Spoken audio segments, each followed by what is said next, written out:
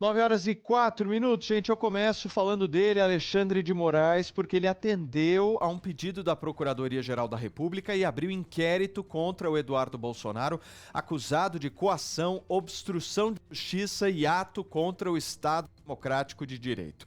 O ministro também determinou que Jair Bolsonaro preste depoimento à Polícia Federal, dada a possível ligação financeira com o filho nos Estados Unidos, onde o Eduardo teria tentado articular sanções contra autoridades brasileiras, incluindo Alexandre de Moraes, a PGR e a Polícia Federal, junto ao governo norte-americano. Em resposta, o deputado Eduardo alegou perseguição política e disse que o Brasil vive um regime de exceção, enquanto a PGR acusa o deputado de tentar intimidar o Supremo e prejudicar o julgamento de seu pai. Girando o assunto por aqui, o presidente da Câmara, Hugo Motta, mandou um recado velado ao Haddad após o ministro dizer que o Brasil vive um parlamentarismo na prática. Sem citar nomes, o presidente da Câmara criticou o aumento do IOF e afirmou que o Estado não gera riqueza, consome, reagindo à cobrança de mais protagonismo do Congresso Nacional no ajuste fiscal que é tão aguardado pelo Brasil, né, gente? Essa nota foi um gesto político para defender a Câmara e rebater a ideia que o Legislativo é obstáculo para as metas da Fazenda, mostrando insatisfação com a postura do Haddad sem romper aquele tom politizado, institucional que a gente está acostumado, né? E olha, o André Mendonça devolveu para o julgamento a ação do Supremo Tribunal Federal sobre a regulamentação das redes sociais, viu, gente? Encerrando o prazo de vista pedido no mês de dezembro. Esse caso, vocês sabem muito bem, ele trata da possível responsabilização das plataformas por conteúdos de terceiros, mesmo sem ordem judicial, e ainda opõe votos como os de Toffoli e Fux, que defendem as regras mais duras. Aldi Barroso, que propõe um caminho mais moderado para essa história. Ainda não temos a data de julgamento dessa ação, mas no momento em que a gente tiver, nós traremos para vocês. 9h06, olha, estatais como BNDES, Caixa, Banco do Brasil, Itaipu, Correios e entidades do Sistema S, como por exemplo Sebrae e SESI, destinaram milhões de reais em patrocínios a eventos que promoveram a imagem do presidente Lula e da sua gestão, como a Expo Catadores, conferências temáticas e os atos de 1º de maio organizados pela CUT.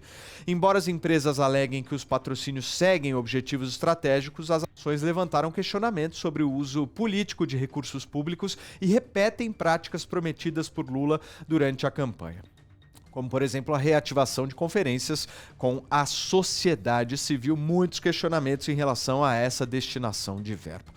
E olha, corintianos, atenção, viu? Porque o Conselho Deliberativo do nosso clube, e eu me incluo nessa, aprovou o afastamento do presidente Augusto Melo com 176 votos favoráveis, 57 contrários e uma abstenção. A decisão ainda precisa ser referendada numa Assembleia Geral dos Sócios, que deverá ocorrer em até 60 dias.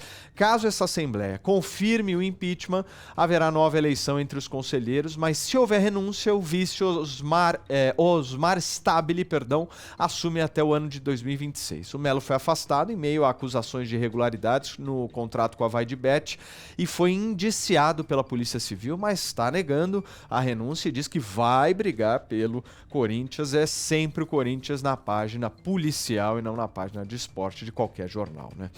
E o Carlo Ancelotti, hein, gente, afirmou numa entrevista exclusiva que ele deu à Globo que deseja comandar a seleção brasileira no Maracanã e considera o Ronaldo Fenômeno, o melhor jogador brasileiro que ele já treinou. O italiano disse que sua ligação com o Brasil é destino, lembrou que sua última partida como jogador foi contra a nossa seleção e destacou que treinar o Brasil é o sonho de qualquer técnico no mundo. Ele ainda revelou que está escrevendo um novo livro sobre suas finais de Champions e não descarta escrever um best-seller caso conquiste a Copa do Mundo com a nossa seleção brasileira. Toda a sorte do mundo ao Ancelotti, que já lançou uma seleção boa, hein? Começou bem. A primeira convocação, eu particularmente gostei.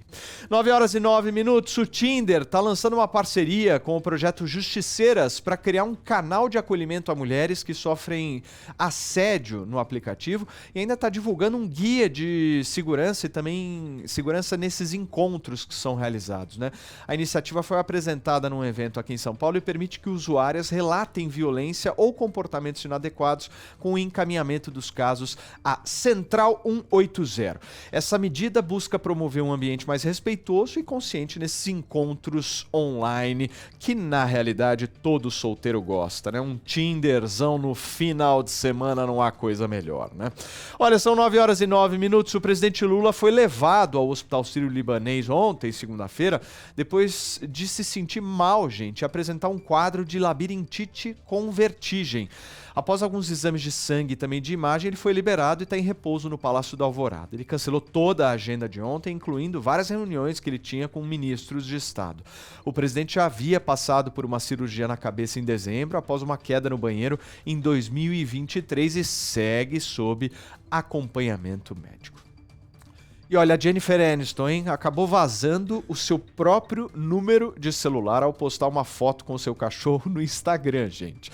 O contato aparecia na coleira do animal e foi visto por milhões de seguidores. A atriz, que já havia enfrentado um incidente de segurança esse mês com a batida de um carro em seu portão, correu, apagou rapidamente a imagem após ser alertada pelos fãs, mas o print é eterno, né?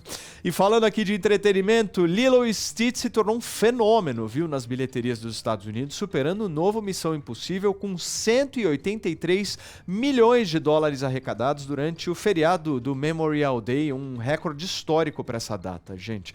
No Brasil, o live action da Disney foi visto até agora por mais de 500 mil pessoas e já se tornou a maior estreia de 2025 até o momento. São 9h11 e esse foi o nosso Giro de Notícias desta terça-feira.